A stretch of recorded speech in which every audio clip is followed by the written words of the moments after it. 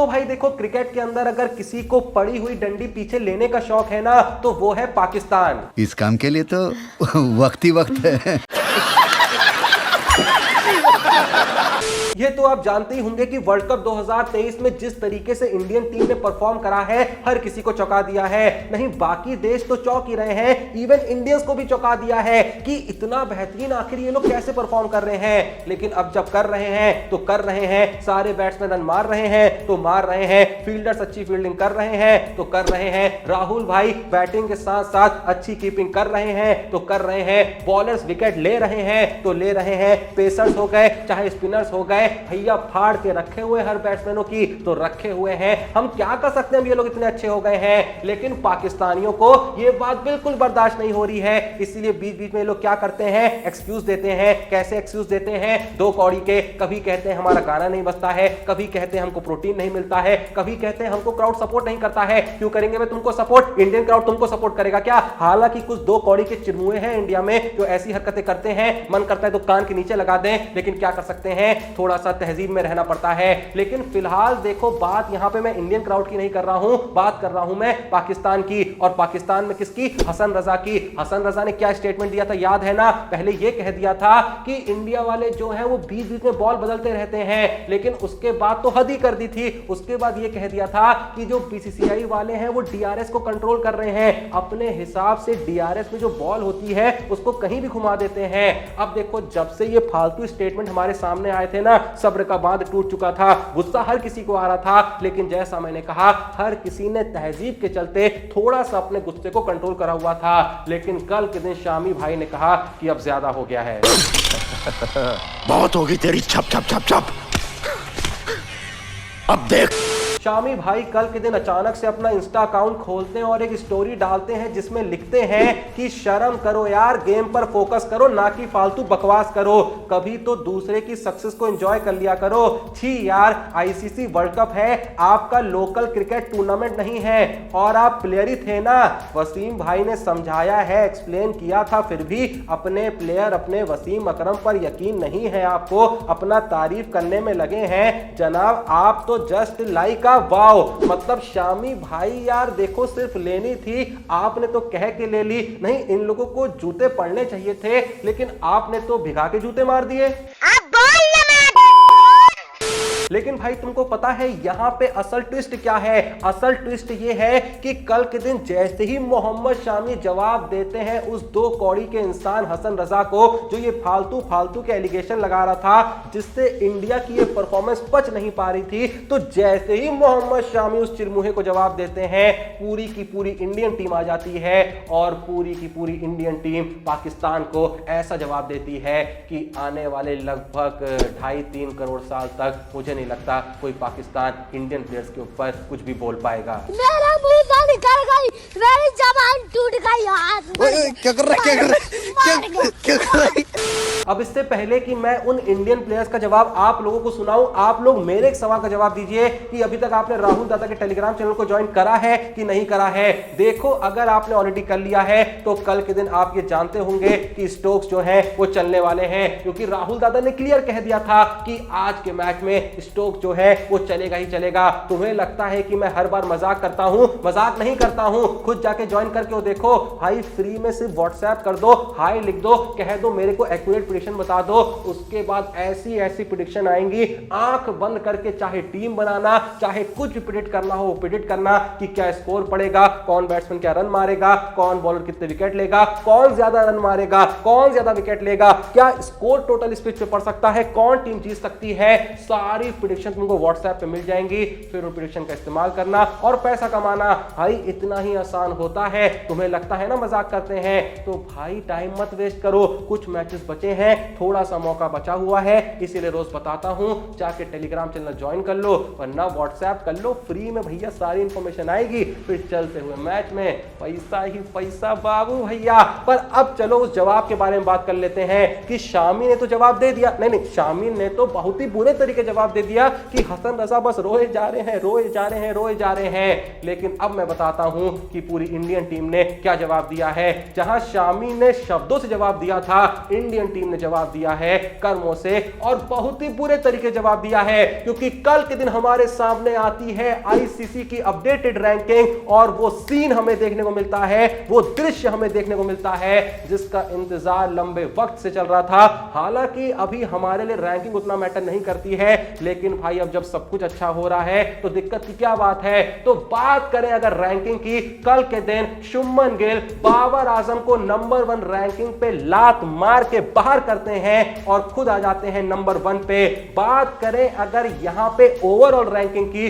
तो भाई देखो ओडीआई में इंडिया ने क्या बवाल मचा के रखा है। ओडीआई में नंबर 1 टीम कौन सी है? इंडिया। नंबर 1 बैट्समैन कौन है? शुभमन गिल। नंबर 1 बॉलर कौन बन चुके हैं? मियां मियां मियां भाई मोहम्मद सिराज। आगे बढ़े तो नंबर 4 बैट्समैन कौन है रैंकिंग में? विराट कोहली। नंबर 4 बॉलर कौन है? कुलदीप यादव। नंबर 6 बैट्समैन कौन है? रोहित शर्मा। नंबर 8 बॉलर कौन है? बुमराह। नंबर 10th बॉलर कौन है? मोहम्मद शामी। और नंबर 10 ऑलराउंडर कौन है? सर रविंद्र जडेजा। तो ये जो जवाब है, मुझे लगता है इस जवाब का तो कोई और जवाब पूरे पाकिस्तान में नहीं होगा। और बाबर शाहीन, ये जो तुम लोग जो भी हो ना चुटके मुटके, अब आराम करो। तुम लोग ना ही वर्ल्ड कप में कुछ कर पाए हो और ना ही मुझे लगता है रैंकिंग में कर पाओगे। अब बस आराम करो। एक रैंकिंग ही थी जिसका बोल बोल के तुम लोग खा रहे थे, अब वो भी तुम्हारा जा चुका है। बैठो भूखे मरो। वैसे यहां पे मैं बता दूं कि पाकिस्तान का वर्ल्ड कप 2023 में जो सफर है ना,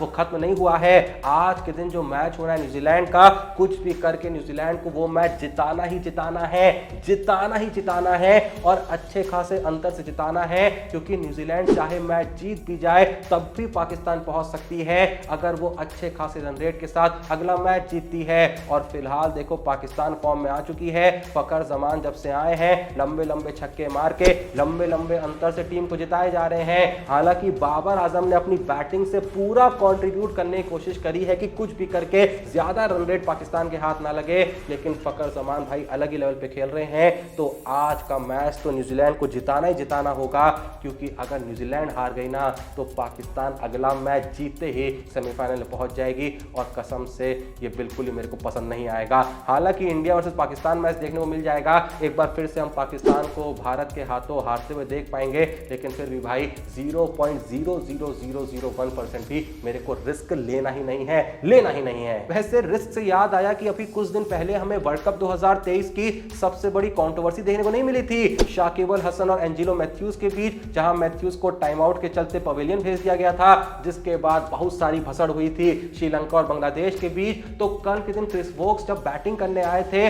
उनका भी बैटिंग के वक्त जो हेलमेट का स्ट्रैप है वो टूट गया था। भाई जैसे ही उसका स्ट्रैप टूटा, वो सीधे भाग के जाता है अंपायर के पास, देखो भैया देख लो स्ट्रैप टूट गया है, बेकार में हमको टाइम आउट के चलते आउट मत दे देना। तो वो भाई देखो वो बांग्लादेश थी, उनकी आदत ही ऐसी है, बाकी टीमें ऐसा नहीं करती, और नीदरलैंड तो क्या ही करती, मस्त भैया सबका दिल जीत के गई है। भले ही मैच हारी है लेकिन दिल तो जीता है। अब देखो जहां दिल जीतने की बात आई गई है, तो जैसा कि तुमको पता ही है कि हाल ही में ऑस्ट्रेलिया और अफगानिस्तान के बीच जो मैच खेला गया था, वहां मैक्सवेल ने जो पारी खेली थी, हर किसी का दिल जीत लिया था। नो डाउट हर किसी का दिल जीत लिया था। इवन अफगानिस्तान वाले भी कह रहे होंगे मैक्सवेल भाई क्या बवाल खेले हो, पर असल में मैक्सवेल ने उस दिन सिर्फ मैदान पे बवाल नहीं काटा था, बल्कि उस दिन मैक्सवेल ने एक और बहुत बड़ा रिकॉर्ड बना दिया था कि पहली बार डिजिटल सिनेमा कह लें या ओटीटी की हिस्ट्री में कह लें या किसी भी डिजिटल प्लेटफॉर्म की हिस्ट्री में कह लें, किसी नॉन इंडिया मैच में सबसे ज्यादा व्यूअरशिप देखी गई थी। टोटल 2.6 करोड़ लोगों ने एक वक्त पे हॉट स्टार पे ऑस्ट्रेलिया वर्सेस अफगानिस्तान के मैच को देखा था, जो अपने आप में जैसा मैंने कहा वर्ल्ड रिकॉर्ड है कि किसी नॉन इंडियन पार्टिसिपेटिंग मैच में इतनी ज्यादा व्यूअरशिप आई हो। और आती भी क्यों नहीं, क्योंकि भाई मुझे तो लगता है कि हर कोई वो मैच देख रहा था।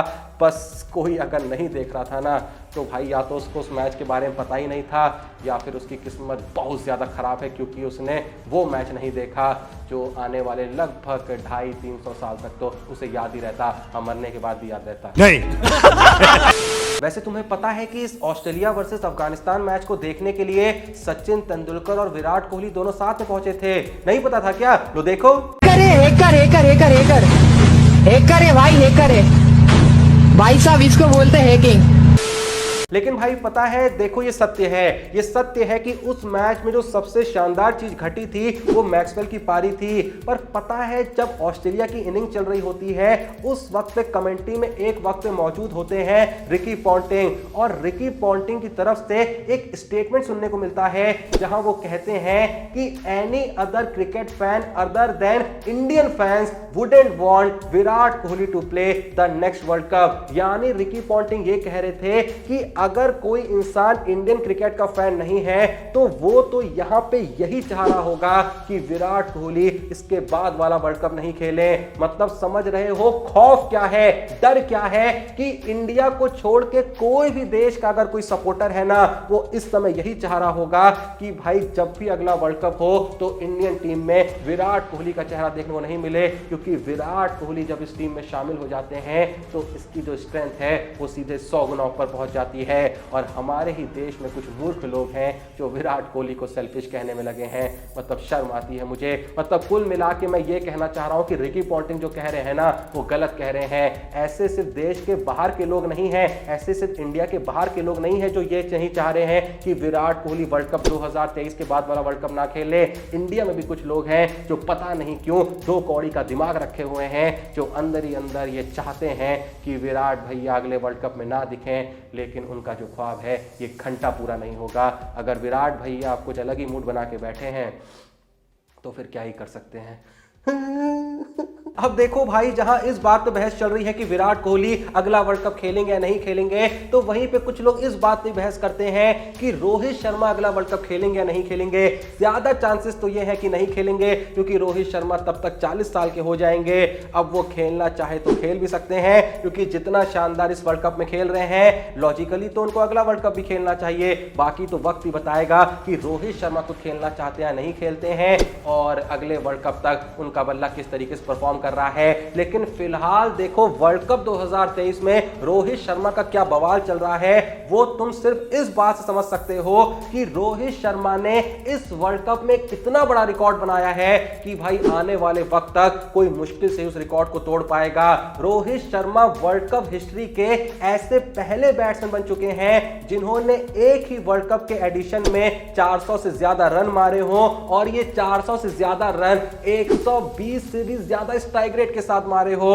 मतलब आने वाले वक्त में कोई वर्ल्ड कप जैसी प्रेशर वाली टूर्नामेंट में 120 से ज्यादा की स्ट्राइक रेट रखते हुए 400 से ज्यादा रन मार दे, मुझे तो बहुत मुश्किल लग रहा है। और अभी तो भैया वर्ल्ड कप बाकी है, अभी तो 500 से ज्यादा, 600 से ज्यादा, क्या पता 700 से ज्यादा रन देखने को मिल जाए, क्योंकि स्ट्राइक रेट तो बढ़ने ही वाली है। जिस तरीके से खेल रहे हैं, रन कितने बढ़ते हैं ये तो वक्त ही बताएगा। 500 होते हैं, 600 होते हैं या 700 होते हैं। आप लोग के हिसाब से आपको क्या लगता है, क्या रोहित शर्मा 600 या फिर 700 से ज्यादा रन यहां पे मार पाएंगे? जो भी आपका गैस है प्लीज कमेंट बॉक्स में जरूर बताइएगा। बाकी जैसा मैंने कहा कि आज के मैच में सब कुछ छोड़ के, सब कुछ भुला के बस यही दुआ करना, बस यही प्रार्थना करना, ऊपर वाले से बस यही मांग करना कि न्यूजीलैंड आज का मैच जीते और लंबे से जीते, क्योंकि भाई बहुत जरूरी है जीतना न्यूजीलैंड के लिए। इंडिया न्यूजीलैंड होगा, कोई दिक्कत की बात नहीं है, लेकिन भाई जैसा मैंने कहा पाकिस्तान को सेमीफाइनल में तो मैं बिल्कुल नहीं देखना चाहता हूं,